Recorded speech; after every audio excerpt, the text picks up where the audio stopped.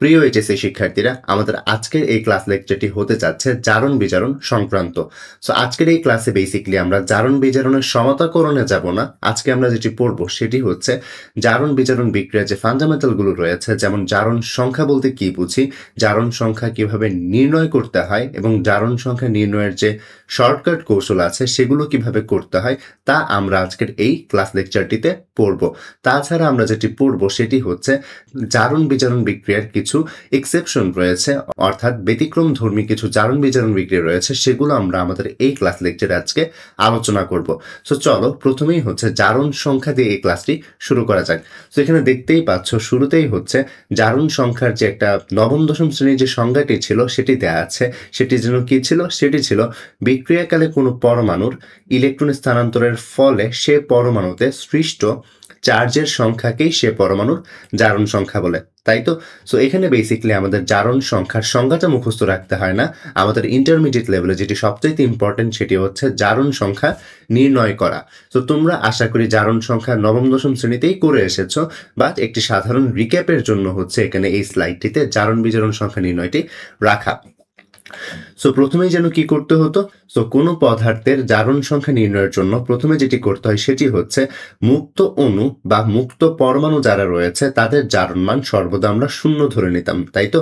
So এখানে দেখতে পাচ্ছ sodium, calcium, aluminium, sulphur, oxygen এবং ক্লোরিন রয়েছে। তো সবাই এখানে দেখো, এই যে সোডিয়াম সে একটা মুক্ত পরমাণু, ক্যালসিয়াম, অ্যালুমিনিয়াম, সালফার এবং ক্লোরিন তারা সবাই কিন্তু এখানে মুক্ত পরমাণু। অন্যদিকে অক্সিজেন হচ্ছে মুক্ত অণু। এই যে মুক্ত অণু বা পরমাণু তাদের যে জারণ সংখ্যা এটি সবসময় শূন্য হয়ে থাকে।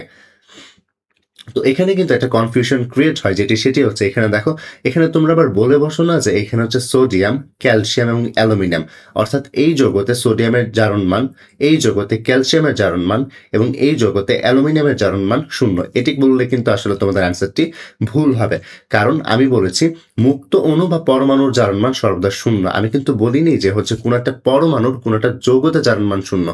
এখানে কিন্তু এই যৌগতে যখন হচ্ছে তোমার কোনো পরমাণু থাকবে তখন কিন্তু তার জারণ মান শূন্য হবে না। শূন্য কখন হবে? যখন হচ্ছে তারা মুক্ত অবস্থায় থাকবে। তো এখানে সোডিয়াম, ক্যালসিয়াম এবং অ্যালুমিনিয়ামের জারণ মান কিন্তু শূন্য নয়, এটি বললে কিন্তু ভুল হবে। যদি তারা ফ্রিলি বা মুক্ত অবস্থায় থাকতো তখন তাদের জারণ মান শূন্য হবে।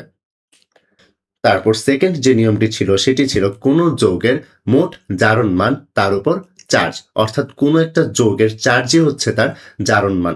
কোনো একটা যৌগের চার্জ যদি +2 হয় তাহলে তার জারণ মান কত হবে? +2 হবে। কোনো একটা যৌগের চার্জ যদি -2 হয় তার জারণ মান হবে -2। অন্যদিকে কোনো একটা যৌগের যদি চার্জ নাই থাকে তখন তার জারণ মান হবে শূন্য। কি বোঝাতে চাচ্ছি একটু খেয়াল করো, এখানে যে কার্বনেট রয়েছে তার এখানে চার্জ কত? -2, তাহলে তার জারণ মান -2। সালফেটের -2, তার জারণ মানও -2। অ্যামোনিয়াম যেটি রয়েছে তার চার্জ কত? +1, তাই তার জারণ মান +1। অন্যদিকে সালফিউরিক অ্যাসিডের তার এখানে কোনো চার্জই নেই, অর্থাৎ নিরপেক্ষ, অর্থাৎ সালফিউরিক অ্যাসিডের সামগ্রিকভাবে তার জারণ মান কত? শূন্য হবে। অর্থাৎ এখানে আমি যদি কার্বনেটের সামগ্রিকভাবে জারণ মান বের করতে চাই -2 হবে, কারণ তার চার্জ -2। আশা করি এটি বুঝতে পেরেছ। থার্ড যে নিয়মটি ছিল সেটি পড়ি। দেখো, যৌগে অবস্থিত ধাতুর জারণ মান তার গ্রুপ সংখ্যা। ফর এক্সাম্পল, তোমার কাছে যদি গ্রুপ 1 এর কোনো ধাতু দেয়া থাকে, যৌগে তার জারণ মান +1 হবে। ফর এক্সাম্পল এখানে দেখো HClO4 রয়েছে, তাই না? এখানে আমরা ক্লিয়ারলি জানি এখানে যে আমাদের হাইড্রোজেন রয়েছে, এই যে হাইড্রোজেন রয়েছে সে কি? সে গ্রুপ 1 এর না? সে যেহেতু গ্রুপ 1 এর তাই তার জারণ মান হবে +1। এখানে হাইড্রোজেন পরমাণুর যৌগতে তার জারণ মান কত? +1, কারণ সে গ্রুপ 1 এর সদস্য। অন্যদিকে গ্রুপ 2 এর সদস্য যে সকল ধাতু রয়েছে তাদের জারণ মান হবে +2। ফর এক্সাম্পল এখানে দেখো ক্যালসিয়াম হাইড্রোক্সাইড রয়েছে না? এই ক্যালসিয়াম হাইড্রোক্সাইডের মধ্যে ক্যালসিয়াম কি? গ্রুপ 2 এর, তাই ক্যালসিয়ামের জারণ মান +2 হয়ে থাকে। অন্যদিকে গ্রুপ 3 তে যে ধাতুগুলো রয়েছে তারা যদি যৌগে থাকে তাদের জারণ মান হবে +3। সে ফর এক্সাম্পল এখানে কি রয়েছে? Aluminium hydroxide. দেখো এখানে অ্যালুমিনিয়াম কি? গ্রুপ 3 এর, তাই অ্যালুমিনিয়ামের জারণ মান হবে +3।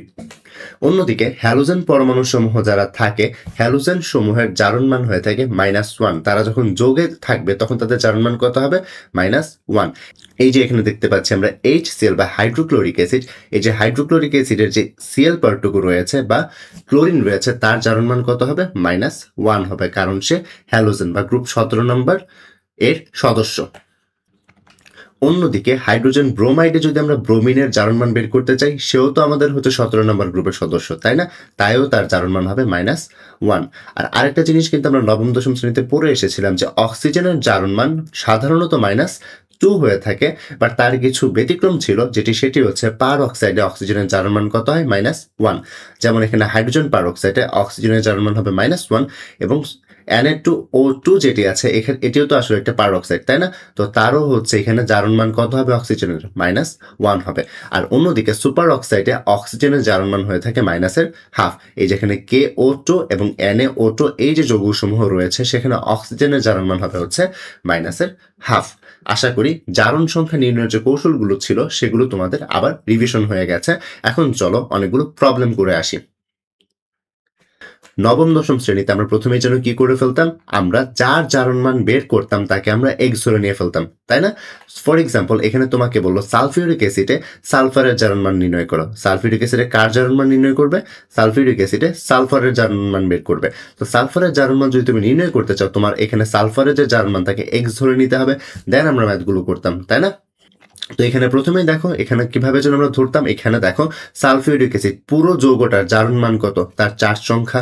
যেহেতু এখানে পুরো যৌগটাই হচ্ছে চার্জ নিরপেক্ষ, তার মানে তার জারণ সংখ্যা কত ছিল? 0 ছিল। আর এখানে হাইড্রোজেন তো 1 নম্বর গ্রুপের সদস্য, তাই না? হাইড্রোজেন তো হচ্ছে 1 নম্বর গ্রুপের মেম্বার, তাই তো? হাইড্রোজেন যদি 1 নম্বর গ্রুপের সদস্য, তাই তার জারণ মান +1 হবে। আর এখানে যেহেতু দুইটা হাইড্রোজেন রয়েছে, তাই আমরা 2 দিয়ে গুণ করেছি। আর আমরা সালফারের তো হচ্ছে জারণ মান বের করবো, তাই সালফারের এখানে জারণ মানকে x ধরে নিয়েছি। আর অক্সিজেনের জারণ মান নর্মালি আমরা কত জানি? 2 জানি। সো আমরা -2 বসাবো। আর দুঃখিত, অক্সিজেনের জারণ মান 2 হবে না, -2 হবে। সো আমরা এখানে -2 বসাবো। আর এখানে যেহেতু হচ্ছে অক্সিজেন 4টি রয়েছে, তাই এখানে 4 বসিয়েছি, সেই আগের নবম দশম শ্রেণীর কনসেপ্টটি। সো এখানে যখন আমরা ক্যালকুলেশন করলে আমরা এখানে x এর মান যেটি পাবো সেটি হচ্ছে 6। তার মানে সালফিউরিক অ্যাসিডে সালফারের যে জারণ মান ছিল সেটি ছিল হচ্ছে 6। এবার চলো HClO4 এ আমরা হচ্ছে ক্লোরিনের জারণ মান বের করি। HClO4 আমরা কার জারণ মান বের করব? আমরা ক্লোরিনের জারণ মান বের করব। সো ক্লোরিনের জারণ মান বের করার জন্য আমরা অবশ্যই ক্লোরিন যেটি আছে তাকে আমরা x ধরে নিব। আর হাইড্রোজেনের 1 যেহেতু একটি রয়েছে তাই 1 দিয়ে গুণ করেছি, এবং অক্সিজেনের কত? -2। আর যেহেতু 4টি রয়েছে তাই 4 দিয়ে গুণ করেছি। সো এটি ক্যালকুলেট করলে আমাদের x এর ভ্যালু যেটি আসবে সেটি হচ্ছে +7। সো এবার চলো H3PO4 এর জন্য জারণ মান বের করি। এখানে কার জারণ মান বের করব? এখানে হচ্ছে ফসফরাসের জারণ মান আমরা বের করব। তো এখানে খেয়াল করো, এখানে হাইড্রোজেন কয়টি রয়েছে? 3টি রয়েছে, তাই 1 এর সাথে 3 দিয়ে গুণ করেছি। ফসফরাসেরটা যেহেতু বের করব তাই তাতে x ধরেছি। এবং অন্যদিকে দেখো অক্সিজেনে একটার জন্য -2, 4টার জন্য 4 হবে। সো এখানে x এর মান ক্যালকুলেট করলে আমরা যেটি পাবো সেটি হচ্ছে +5। অর্থাৎ H3PO4 যৌগে ফসফরাসের যে জারণ মান সেটি হচ্ছে +5 হবে। এবার আমরা নাইট্রিক অ্যাসিডে নাইট্রোজেনের জারণ মান বের করে ফেলি। তো আমরা জানি হাইড্রোজেনের জন্য +1, নাইট্রোজেনের যেহেতু বের করবো x ধরবো, অক্সিজেনের জন্য যেহেতু -2, একটির জন্য যেহেতু 3টি আছে তাই 3 দিয়ে গুণ করেছি। সো এই হিসাবটি করলে আমাদের x এর যে ভ্যালুটি আসবে সেটি হচ্ছে +5 আসবে। তো এবার চলো পটাশিয়াম পার ম্যাঙ্গানিজের জারণ মান বের করি। পটাশিয়াম পার ম্যাঙ্গানেজে কার জারণ মান বের করব? ম্যাঙ্গানিজের জারণ মান বের করব। তো জারণ মান বের করার জন্য প্রথমে যেন কি করব, এই যে দেখো এখানে পটাশিয়াম পটাশিয়াম গ্রুপ 1 এর সদস্য, তাই তার জারণ মান কত? +1। আর যেহেতু পটাশিয়াম একটা রয়েছে তাই আমি 1 দিয়ে গুণ করেছি। ম্যাঙ্গানিজের জারণ মান যেহেতু বের করবো তাই x গুণ করেছি। অন্যদিকে অক্সিজেনের একটার জন্য জারণ মান -2, আর এখানে যেহেতু 4টি রয়েছে তাই 4 দিয়ে গুণ করেছি। সো এখানে হিসাব করলে x এর যে ভ্যালুটি পাবো সেটি হচ্ছে +7। এবার আসো পটাশিয়াম ডাইক্রোমেটে ক্রোমিয়ামের জারণ সংখ্যা বের করি। তো এখানে দেখো পটাশিয়ামের জারণ মান কত? +1, কারণ সে 1 নম্বর গ্রুপের সদস্য। অন্যদিকে এখানে যেহেতু 2টা পটাশিয়াম রয়েছে তাই 2 দিয়ে গুণ করেছি, এবং ক্রোমিয়ামের জারণ মান আমরা x ধরে নিয়েছি, বাট ক্রোমিয়াম এখানে কয়টা আছে? 2টা আছে না, তাই আমরা 2 দিয়ে গুণ করে 2x ধরেছি। আর অক্সিজেনের যে জারণ মান -2 একটার জন্য, যেহেতু এখানে 7টি রয়েছে তাই 7 দিয়ে গুণ করেছি। তো এখান থেকে হিসাব নিকাশ করলে আমরা যে x এর ভ্যালুটি পাবো সেটি হবে +6। অর্থাৎ এখানে একটি ক্রোমিয়ামের জন্য যে জারণ মান সেটি হচ্ছে +6। বাট আমরা যদি 2টা ক্রোমিয়ামের জন্য জারণ মান হিসাব করতাম তাহলে কিন্তু আমরা 2x এর মান ধরতাম, যেটি আসতো +12। অর্থাৎ আমরা বলতে পারি এই ক্ষেত্রে শুধুমাত্র একটি ক্রোমিয়ামের জারণ মান কত? +6। তো এখানের স্লাইডে আমি আশা করি তোমাদের নবম দশম শ্রেণীর যে কনসেপ্ট ছিল জারণ মান বের করার সেটা একবার রিক্যাপ হয়ে গেছে। বাট ব্যাপারটি হচ্ছে কি, আমি পার্সোনালি এভাবে কখনো জারণ মান বের করি না, কারণ আমার কাছে এই প্রসেসটা একটু লেন্দি মনে হয়। আমি যেটি করি, আমি একটা শর্টকাট অ্যাপ্লাই করি। তো শর্টকাটটা কিরকম? ধরো তোমার কাছে সালফিউরিক অ্যাসিডে সালফারের জারণ মান বের করতে বলেছে। কার জারণ মান বের করতে বলেছে? সালফারের জারণ মান। তুমি সালফিউরিক অ্যাসিডে যদি সালফারের জারণ মান বের করতে চাও তাহলে তোমার শর্টকাট অনুযায়ী তোমাকে যেটি করতে হবে সেটি হচ্ছে, এই দেখো এখানে অক্সিজেন কয়টা রয়েছে? 4টা না? একটার জন্য তো -2, তাহলে 4টার জন্য কত হবে? -8, তাই তো? অন্যদিকে দেখো হাইড্রোজেনের একটার জন্য তার জারণ মান কত? +1, তাহলে দুইটার জন্য কত হবে? -2 হবে। সো তুমি এখানে কার জারণ মান বের করছো? তুমি কিন্তু সালফারের জারণ মান বের করছো। তো তুমি যার জারণ মান বের করছো তার বাদে বাকি সবগুলো জারণ মান তুমি উপরে লিখে ফেলবে। তো লিখে ফেলার পর দেন যেটি করবে, দেখো এখানে +2 আর -8 যোগ করো। যোগ করলে কত আসে? যোগ করলে কিন্তু -6 আসে। সো এইখানে যে মানটা আসবে, এই যে এইখানে যে মানটা আসবে তার অপোজিট মানটাই আসলে হবে হচ্ছে এখানে তোমার যে সালফার রয়েছে বা যার জারণ মান তুমি বের করছো তার আসল জারণ মান। সো এই ক্ষেত্রে তোমার সালফারের জারণ মান কত? +6। চলো এখানে আবার করি। এখানে আমরা যাচ্ছি যে ক্লোরিন এর জারণ মান বের করবো। সো আমার যেহেতু ক্লোরিনের জারণ মান বের করবো, আমি ক্লোরিন বাদে বাকি যে পরমাণুগুলো আছে তাদের কি করবো? তাদের জারণ মানটা বসিয়ে ফেলবো। এখানে যেহেতু অক্সিজেন 4টা রয়েছে, একটার জন্য -2 করে হলে 4টার জন্য -8 হবে, এবং হাইড্রোজেনের জন্য আমরা কত জানি? +1। যোগ করো, যোগ করলে কত আসে? -7। সো -7 যেহেতু এখানে এসেছে, আমার ক্লোরিনের কত হবে? +7। উল্টাটা হবে, উল্টা চিহ্নটাই হবে হচ্ছে আমাদের অ্যান্সার। এবার আসো ফসফরাসে বের করি। তো এখানে আগের মতোই, যেহেতু এখানে অক্সিজেন রয়েছে, কয়টা রয়েছে? 4টা রয়েছে, সো -8। হাইড্রোজেন 3টা রয়েছে, অর্থাৎ 3 যোগ করলে কত আসে? -5। সো ফসফরাসের কত? +5। অন্যদিকে এখানে নাইট্রিক অ্যাসিডে যদি নাইট্রোজেনের বের করতে চাই তাহলে কি করবে? এই যে অক্সিজেন 3টা রয়েছে, -6, হাইড্রোজেন 1টা রয়েছে, আর এখানে ভুল হয়েছে, এখানে আসলে +3 হবে না, এটা আসলে 1 হবে। এটা কত হবে? এটা 1 হবে।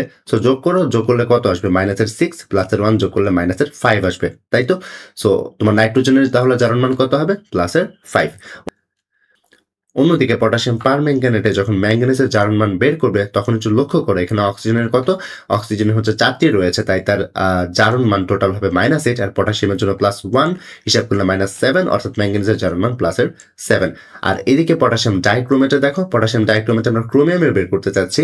সো ক্রোমিয়ামের যদি বের করতে চাই তাহলে দেখো এখানে অক্সিজেন কয়টা যুক্ত আছে? 7টা। তো 7টার জন্য কত হবে? -14, আর এখানে যেহেতু পটাশিয়াম 2টা রয়েছে, 2টার জন্য +2 হবে। সো এখানে যোগ করলে আমাদের অ্যান্সার কত আসছে? সো এখানে যোগ করলে আমাদের অ্যান্সার সেটি আসবে হচ্ছে -12। একটু খেয়াল করো, এখানে কিন্তু -12 এসেছে 2টা ক্রোমিয়ামের জন্য, একটা ক্রোমিয়ামের জন্য কিন্তু এখানে -12 আসেনি। সো আমি বলতে পারি এখানে +12 হচ্ছে 2টা ক্রোমিয়ামের জন্য, তাহলে একটা ক্রোমিয়ামের জন্য কত হবে? +12/2, অর্থাৎ +6 হবে একটা ক্রোমিয়ামের জন্য জারণ মান। তো এখানে একটু লক্ষ্য করো, এখানে যদি তোমরা খেয়াল করো, এখানে কিন্তু সবগুলো যে পরমাণু যাদের আমরা জারণ মান বের করেছি তারা যে যৌগে ছিল, এই সবগুলা যৌগই কি ছিল? সবগুলা যৌগই কিন্তু হচ্ছে চার্জ নিরপেক্ষ ছিল, তাতে কিন্তু কোনো চার্জ ছিল না। সো এই নিয়মটি শুধুমাত্র চার্জ নিরপেক্ষ যে যৌগগুলো রয়েছে সেগুলোতে পরমাণুর জারণ মান বের করতে গেলেই হচ্ছে ইফেক্টিভ হবে, আদারওয়াইজ হবে না। সো এখন যদি তোমাদের হচ্ছে চার্জ দেয়া থাকে তখন তোমরা কি করবে? সো চলো তারও হচ্ছে একটা ব্যবস্থা করি। সো এখানে ধরো তুমি সালফারের জারণ মান বের করবে, এখানে কার জারণ মান বের করবে? এখানে তুমি সালফারের জারণ মান বের করবে। সো এখানে দেখো সালফারের জারণ মান যদি বের করতে চাও তুমি আসলে আগের নিয়মই অ্যাপ্লাই করবে। কিভাবে? দেখো এখানে অক্সিজেন কয়টা রয়েছে? 4টা। সো 4টার জন্য -8 হবে। সো এখানে তোমার সালফারের জারণ মান কত হওয়া উচিত? +8 হওয়া উচিত, তাই না? বাট এখানে -2 আছে না, ওই -2 করে ফেলো, তাহলে +8 থেকে -2 বাদ দিলে কত আসে? +6 আসে। সিমিলার ওয়েতে তুমি যদি এখানে ক্লোরিনে বের করতে চাও তাহলে যেটি করবে, এখানে দেখো অক্সিজেন কয়টা রয়েছে? 4টা। 4টার জন্য কত আসবে? -8 আসবে। সো তোমার ক্লোরিনের কত হওয়া উচিত ছিল? +8, বাট এখানে একটা মাইনাস আছে, তাই তো? সো তোমার আনসার হবে হচ্ছে +8 -1, অর্থাৎ +7। এইখানে দেখো ফসফরাসে যদি আমরা বের করতে চাই আবার সিমিলার ওয়েতে কাজটা করব।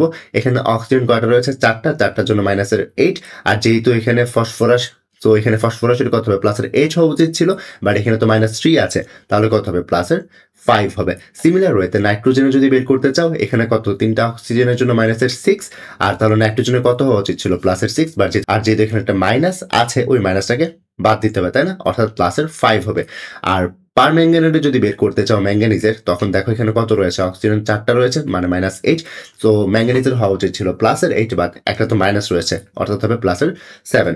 আর যদি Cr2O7 2- বের করতে চাও ক্রোমিয়ামের জারণ মান, তাহলে আবারও লক্ষ্য করো এখানে অক্সিজেন 7টি রয়েছে অর্থাৎ মাইনাসের 14 হবে, আর যেহেতু এখানে ক্রোমিয়াম 2টি রয়েছে সো এখানে প্লাসের 14 হওয়া উচিত, বাট এখানে যেহেতু -2 রয়েছে অর্থাৎ প্লাসের 12 হবে। বাট তুমি তো জানো এখানে দুইটা ক্রোমিয়ামের জন্য +12 হয়েছে, তাহলে একটার জন্য কত, প্লাসের 6। সো এভাবে চাইলে খুব ইজিলি হচ্ছে তোমরা জারণ মান শর্টকাটে বের করে ফেলতে পারো। এই তো গেল আমাদের নবম দশম শ্রেণীর কিছু আলোচনা।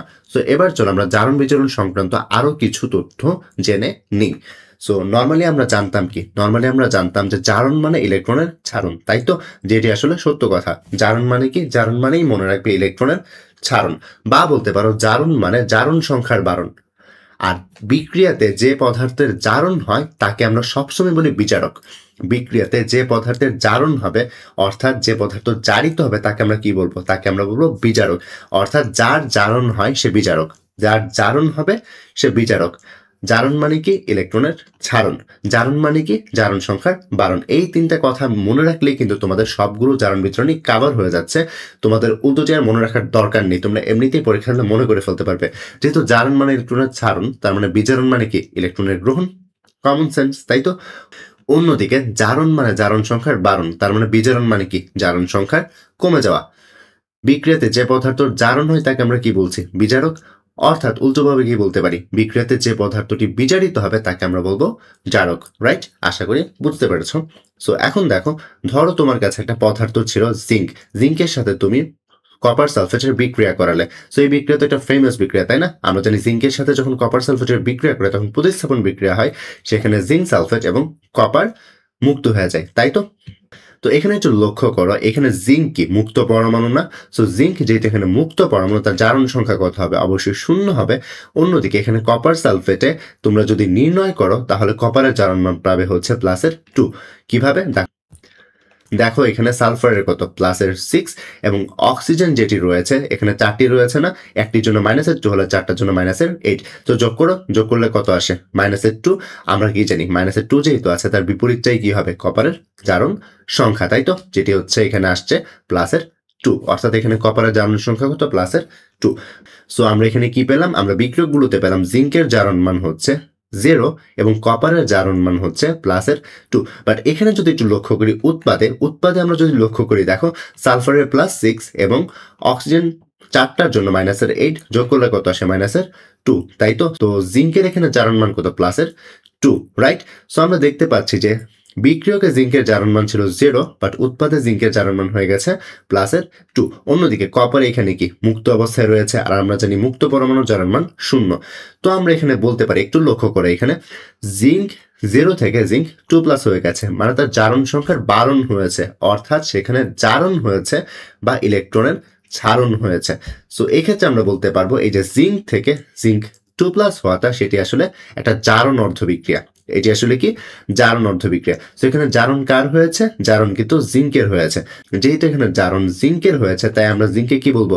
জিঙ্কে আমরা বলবো বিজারক পদার্থ, কারণ যার জারণ হয় তাকে আমরা বলি বিজারক। অন্যদিকে দেখো এখানে কপার সালফেটে কপার +2 ছিল, বাট উৎপাদে গিয়ে কপার 0 হয়ে গেছে। তো কপার সালফেটের জারণ মান কমে গেছে। সো যেহেতু জারণ মান কমে গেছে অর্থাৎ সেখানে কি হয়েছে? বিজারণ হয়েছে বা ইলেকট্রনের গ্রহণ হয়েছে। সো আমরা বলতে পারি এটা একটা বিজারণ অর্ধ বিক্রিয়া। আর যেহেতু এখানে কপার সালফেটেরই বিজারণ হয়েছে তাহলে সে একটা হচ্ছে জারক। তো আমরা দেখতে পারলাম এখানে একটা পদার্থ কি করলো? ইলেকট্রন ত্যাগ করলো, আরেকটা পদার্থ সেই একই ইলেকট্রন গ্রহণ করলো। সো আমরা বলতে পারি জারণ বিজারণ বিক্রিয়া যুগপৎ ঘটে। যুগপৎ বলতে কি বোঝাচ্ছি? একটা ছাড়া অপরটা পসিবল না, অর্থাৎ এখানে একটা ইলেকট্রন ছাড়বে আর একটা ইলেকট্রন গ্রহণ করবে। এটাই হচ্ছে সাইমultaneously বা যুগপৎ একটা জারণ বিজারণ বিক্রিয়া যে ঘটে তার প্রুফ। আর এখানে যদি তোমরা লক্ষ্য করো এই যে সালফেট যে অংশটি রয়েছে অর্থাৎ SO4 যে অংশটি রয়েছে এই বিক্রিয়াতে তার জারণ মানের কোনো চেঞ্জ হয়নি। এই বিক্রিয়াতে তার যে জারণ মান রয়েছে সেই জারণ মানটা ফিক্সড ছিল, তার কোনো চেঞ্জ হয়নি, তাই তাকে বলা হয় দর্শকায়ন। তাহলে দর্শকায়ন কি দাঁড়াচ্ছে? দর্শকায়ন দাঁড়াচ্ছে কোনো একটা জারণ বিজারণ বিক্রিয়াতে যাদের জারণ মানের কোনো পরিবর্তন আসে না, অর্থাৎ ইলেকট্রন গ্রহণও করে না ত্যাগও করে না, তাদেরকে বলা হয় আসলে দর্শক আয়ন। তো এবার আসি জারণ বিজারণ অর্ধ বিক্রিয়া বলতে আমরা কি বুঝি তার কিছু ডেফিনেশনে। সো দেখো জারণ অর্ধ বিক্রিয়া এবং বিজারণ অর্ধ বিক্রিয়া বলতে আমরা কি বুঝি একটু জেনে নিই। দেখো তো সবসময় মনে রাখবে জারণ অর্ধবিক্রিয়া বা জারণ যেন কার হয়, জারণ সবসময় বিজারকের হয়। তাহলে বিজারণ কার হবে, জারকের হবে। আবারও বলছি, জারণ কার হয়, বিজারকের হয়। বিজারণ কার হয়, জারকের হয়। তো দেখো, জারণ অর্ধবিক্রিয়া কি? জারণ অর্ধবিক্রিয়া হচ্ছে বিজারক পদার্থ সে ইলেকট্রন ছেড়ে দিবে, ইলেকট্রন ছেড়ে কি হয়ে যাবে, জারিত হয়ে যাবে। এটাই তো জারণ অর্ধবিক্রিয়া, তাই তো? ফর এক্সাম্পল দেখো, জিঙ্ক রয়েছে, জিঙ্ক তোমার কি করলো, দুইটা ইলেকট্রন ছেড়ে দিল, ছেড়ে জিঙ্ক 2+ হয়ে গেল। তো জিঙ্কের যেটা এখানে জারণ হয়েছে, জিঙ্ককে আমরা কি বলবো, জিঙ্ককে আমরা বলবো বিজারক। অন্যদিকে বিজারণ অর্ধবিক্রিয়া কি, জারক পদার্থগুলো ইলেকট্রন গ্রহণ করে বিজারিত হয়ে যাবে, তাই তো? ওটাই তো হচ্ছে আমাদের বিজারণ অর্ধবিক্রিয়া। ফর এক্সাম্পল কপার 2+ ছিল ধরো তোমার কাছে, সে দুইটা ইলেকট্রন গ্রহণ করে কপার হয়ে গেল। সো এটি হচ্ছে আসলে একটা বিজারণ অর্ধবিক্রিয়া, যেগুলো তোমরা 9 10 পড়ে এসেছো। তো এতক্ষণ পর্যন্ত আমরা যা দেখলাম তার যদি আমরা একটা সামারি টানতে চাই, তাহলে আমরা একটু দেখলাম যে সাধারণ জারণ বিজারণ বিক্রিয়াতে কি হচ্ছে, বিজারক পদার্থটি কেন্দ্রীয় পরমাণুতে জারণমান বৃদ্ধি পাচ্ছে, অর্থাৎ যে বিজারক তার জারণ হচ্ছে, তাই তো? অন্যদিকে দেখো, জারক পদার্থটি যেটি রয়েছে তারও কেন্দ্রীয় পরমাণুতে জারণমান হ্রাস পাচ্ছে। সাধারণ একটা জারণ বিজারণ বিক্রিয়াতে কি দেখা যায়, বিজারক পদার্থটি জারণ হয়, তাই তো? বিজারক পদার্থটির কেন্দ্রীয় পরমাণুতে জারণ হয়, তাই তার জারণ সংখ্যা বৃদ্ধি পায়। অন্যদিকে জারক পদার্থ যেটি রয়েছে তার কেন্দ্রীয় পরমাণুতে কি হয়, বিজারণ হয়, তাই না? যেহেতু বিজারণ হয়, তার জারণ মানটা হ্রাস পায় স্বাভাবিকভাবে। কিন্তু এই নিয়মের কিছু ব্যতিক্রম আছে, আর এই ব্যতিক্রমগুলোই হচ্ছে তোমাদের এইচএসসি লেভেলে ইম্পর্টেন্ট। সো আমি মেইন ফোকাসটা আসলে আজকের ক্লাসে এটা এটা এটা এবং এটাতে দিব। কিছু বিক্রিয়া রয়েছে যেগুলো আসলে জারণ বিজারণ বিক্রিয়া, এবার তারা এই নিয়মগুলো মেনে চলে না। এগুলো কি? এগুলো হচ্ছে শতজারণ বিক্রিয়া, অসামঞ্জস্যতা বিক্রিয়া, সামঞ্জস্যতা বিক্রিয়া এবং বিরঞ্জন বিক্রিয়া। এই চারটির একটি একটি করে ধরে ধরে আমরা হচ্ছে আজকের এই ক্লাস লেকচারে পড়বো। সো প্রথমেই চলো শতজারণ বিক্রিয়া বলতে কি বুঝি সেটি একটু পড়ে নেই। সেখানে একটা দেখো, একটা সংজ্ঞা রয়েছে, সংজ্ঞা একটু কনফিউজিং, সেটি হচ্ছে এ ধরনের জারণ বিজারণ বিক্রিয়াতে একই বিক্রিয়ক পদার্থের একটি মৌল জারিত হচ্ছে এবং অন্য একটি মৌল বিজারিত হয়। মানে ব্যাপার হচ্ছে যৌগ একটা, তার মধ্যে একটা মৌল হবে জারিত, অন্য আরেকটা মৌল হবে বিজারিত। কি বোঝাতে চাচ্ছি একটু খেয়াল করো। এখানে কি রয়েছে, এখানে পটাশিয়াম নাইট্রেট রয়েছে, তাই তো? সে ধরো তোমার এই বিক্রিয়াটা করলো, পটাশিয়াম নাইট্রেটকে যখন তুমি তাপ দিবে তখন সে হচ্ছে KNO2 এবং অক্সিজেন তৈরি করে।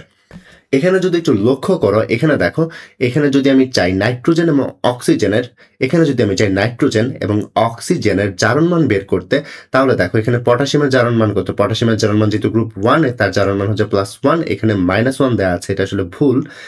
এটা হবে কত, এটা হবে হচ্ছে +1। সো পটাশিয়ামের জারণমান কত, +1।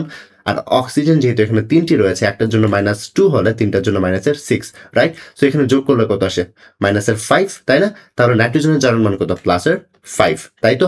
আর অন্যদিকে আমরা অক্সিজেন একটার জন্য জারণমান কত জানি, -2, তাই তো? তো এক্ষেত্রে আমরা বলতে পারছি যে এই যে পটাশিয়াম নাইট্রেট রয়েছে, এখানে নাইট্রোজেনের জারণমান +5 এবং অক্সিজেনের জারণমান হচ্ছে -2, রাইট? সো উৎপাদে একটু দেখি চলো। উৎপাদে এখানে দেখো অক্সিজেনের জারণমান কত, 0।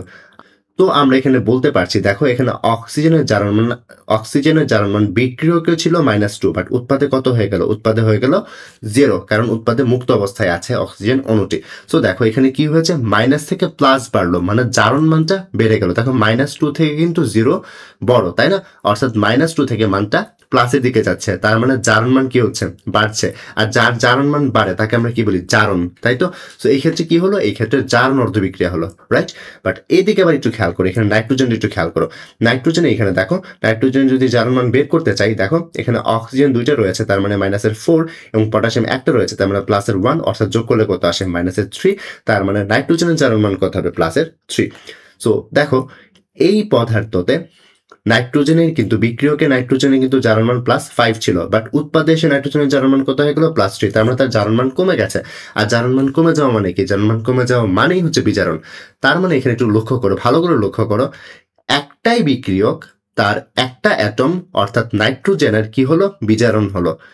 একটাই যৌগ, তার আরেকটা অ্যাটম অর্থাৎ অক্সিজেনের কি হয়ে গেল, আবার জারণ হয়ে গেল। অর্থাৎ একই যৌগতে একটা মৌলর কি হলো, জারণ হলো, আরেকটা মৌলের কি হলো, বিজারণ হলো। এই ধরনের যে বিক্রিয়া সমূহ রয়েছে তাদেরকে আসলে বলা হয় শতজারণ বিক্রিয়া। সো আশা করি শতজারণ বিক্রিয়াটা তোমরা বুঝতে পেরেছো। এবার আসি অসামঞ্জস্যতা বিক্রিয়াতে। অসামঞ্জস্যতা বিক্রিয়া বলতে আসলে আমরা কি বুঝি? এই ধরনের জারণ বিজারণ বিক্রিয়াতে একই বিক্রিয়ক পদার্থের একটি মৌল একবার জারিত হয় এবং আরেকবার বিজারিত হয়। সো এখানে আসলে যেটি হচ্ছে সেটা হচ্ছে একটাই মৌল একবার জারিত হবে, আরেকবার বিজারিত হবে। একটু আগে কি দেখেছিলাম, একটাই কম্পাউন্ড, একটা মৌল জারিত হচ্ছে, একটা মৌল বিজারিত হচ্ছে। বাট এখানে ডিফারেন্ট কাহিনী। এখানে কি হবে, এখানে হচ্ছে একটাই মৌল, সে একবার জারিত হবে, একবার বিজারিত হবে। কিরকম দেখো, একটি বিক্রিয়া রয়েছে, যে বিক্রিয়াটি হচ্ছে 3 মোল ক্লোরিনকে যখন তোমরা হচ্ছে 6 মোল সোডিয়াম হাইড্রোক্সাইডের সাথে বিক্রিয়া করাবে এবং পর্যাপ্ত পরিমাণ তাপ দিবে, তখন 5 মোল সোডিয়াম ক্লোরাইড এবং NaClO3 এবং 3 মোল পানি উৎপন্ন হয়। তো এই বিক্রিয়াতে চলো একটা কাজ করি। এখানে বিক্রিয়াতে যেখানে যেখানে ক্লোরিন আছে সব জায়গায় আমরা জারণ মান বের করব। তো চলো শুরু করা যাক। তো প্রথম ক্ষেত্রেই দেখো, এখানে ক্লোরিন যেহেতু মুক্তাবস্থায় রয়েছে, স্বাভাবিক তার জারণ মান 0। আর এখানে দেখো NaCl ক্লোরাইডের জারণ মান কত, অবশ্যই -1। অন্যদিকে NaClO3 তে তোমরা যদি হচ্ছে Cl এর জারণ মান বের করতে চাও, তোমরা যেটি পাবে সেটি হচ্ছে +5। তো একটু লক্ষ্য করো, এইখানে ক্লোরিনের জারণ মান 0 ছিল, ওইখানে ক্লোরিনের জারণ মান +5 হয়ে গেছে। তার মানে এইখানে ক্লোরিনের জারণ মান বেড়েছে, তাই তো? অর্থাৎ এই প্রক্রিয়াটি হচ্ছে জারণ। অন্যদিকে দেখো, এইখানে ক্লোরিনের জারণ মান 0, বাট এই যোগে ক্লোরিনের জারণ মান কত হয়ে গেছে, -1। তার মানে এখানে কি হয়েছে, এখানে বিজারণ হয়েছে। অর্থাৎ আমরা বলতে পারি একই ক্লোরিন একবার জারিত হয়েছে, আরেকবার বিজারিত হয়েছে। এই যে বিক্রিয়াগুলো, এই বিক্রিয়াগুলোকে আসলে বলা হয় অসামঞ্জস্যতা বিক্রিয়া। আশা করি বুঝতে পেরেছ। এবার চলো সামঞ্জস্যতা বিক্রিয়াতে যাই। সামঞ্জস্যতা বিক্রিয়াটি আসলে কি?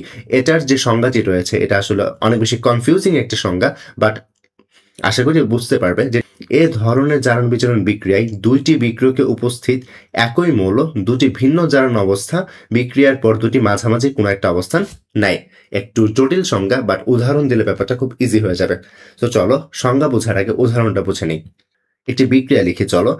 যখন 2 মোল হাইড্রোজেন সালফাইড সালফার ডাইঅক্সাইডের সাথে বিক্রিয়া করে, তখন 2 মোল পানি এবং 3টি সালফার পরমাণু তৈরি হয়। সো এখানে যেটা একটু লক্ষ্য করে, এখানে যদি আমরা বের করি যে এই যে এখানে হাইড্রোজেন সালফাইড রয়েছে, তার যে সালফার রয়েছে, সালফারের জারণ মান যদি আমরা ক্যালকুলেট করি তাহলে আমরা পাই -2।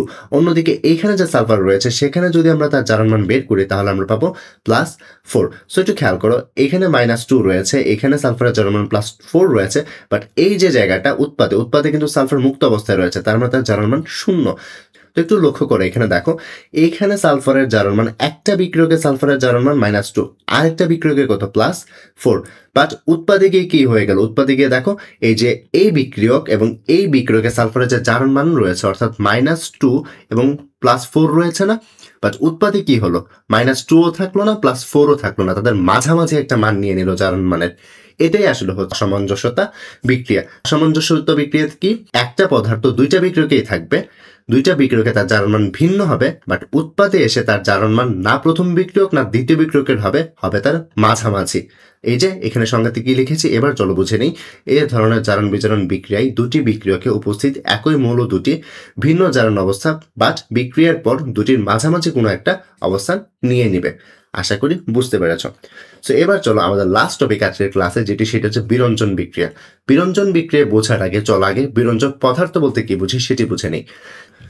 বিরঞ্জক পদার্থ হচ্ছে ওই সকল জারক বা বিজারক পদার্থ যারা বিক্রিয়ার মাধ্যমে উদ্ভিদ বা প্রাণীজ যে রঙিন পদার্থ রয়েছে তাদেরকে বিবর্ণ করে ফেলতে পারে, মানে তাদেরকে বর্ণহীন করে ফেলতে পারে। তাদেরকে আমরা বলবো বিরঞ্জক পদার্থ বা ব্লিচিং এজেন্ট। তাহলে ব্লিচিং এজেন্ট কি দাঁড়ালো? ব্লিচিং এজেন্ট হচ্ছে ওই সকল এজেন্ট বা জারক বা বিজারক যারা বিক্রিয়ার মাধ্যমে যে উদ্ভিদ বা প্রাণীজ যে রঙিন পদার্থ আছে তাদেরকে বর্ণহীন বা বিবর্ণ করে ফেলতে পারে, তারাই হচ্ছে বিরঞ্জক পদার্থ বা ব্লিচিং এজেন্ট।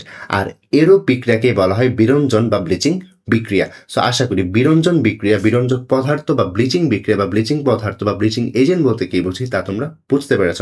সো উদাহরণ হিসেবে বলতে পারি, পানির উপস্থিতিতে ক্লোরিন, সালফার ডাইঅক্সাইড এবং হাইড্রোজেন পারঅক্সাইড ভালো বিরঞ্জক পদার্থ হিসেবে কাজ করতে পারে। সো একটা এক্সাম্পল দিই, ধরো পানির উপস্থিতিতে তুমি ক্লোরিনকে নিলে। সো পানির উপস্থিতিতে যখন তুমি ক্লোরিন নিবে তখন 2HCl এবং জাইমান অক্সিজেন তৈরি হয়। এই জাইমান অক্সিজেনই যখন হচ্ছে রঙিন বস্তুর সংস্পর্শে আসে তখন আসলে যেটি হয় সেটি হচ্ছে জারিত বর্ণহীন বস্তুর উৎপত্তি হয়। এতে করে বস্তুটি কালারলেস বা বিবর্ণ হয়ে যায়। সো এটাই ছিল আসলে বিরঞ্জন বিক্রিয়া।